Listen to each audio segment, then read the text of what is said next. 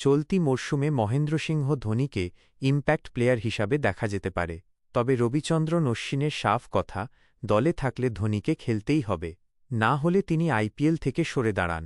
চলতি মরশুমেই শেষবার আইপিএল খেলতে চলেছেন বলে জল্পনা চলছে মহেন্দ্র সিংহ ধোনিকে নিয়ে। অনেকের ধারণা, এই বারের আইপিএলে ইম্প্যাক্ট প্লেয়ার হিসাবে দেখা যেতে পারে ধোনিকে, তবে রবিচন্দ্রন অশ্বিনের সাফ কথা, দলে থাকলে ধোনিকে খেলতেই হবে, না হলে তিনি আইপিএল থেকে সরে দাঁড়ান। একসময় ধোনির অধীনে চেন্নাইয়ের হয়ে খেলেছেন অশ্বিন, গত বছর অবসর নিয়েছেন।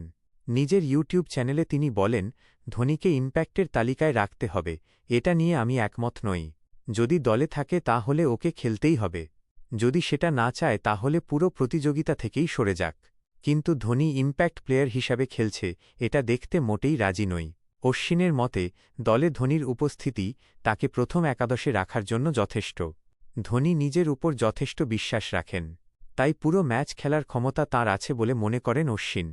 বলেছেন, সিএসকে যদি প্রথম একাদশ বাঁচতে বসে এবং ধোনি দলে থাকে, তা হলেই সব তর্ক শেষ।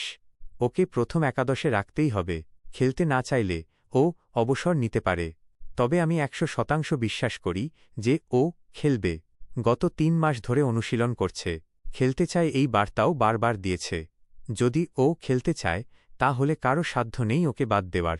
মাঠে নামলে ধোনি দ্বৈত ভূমিকা নিতে পারেন বলে মত অশ্বিনের। ভারতের প্রাক্তন স্পিনারের কথায়, ধোনি ৬ নম্বরে ব্যাট করতে পারবে না এটা আমি জানি, কিন্তু দুটো ভূমিকা নিতে পারে। উইকেটকিপার হয়ে মাঠে থেকে ও ঋতুরাজকে পরামর্শ দিতে পারে।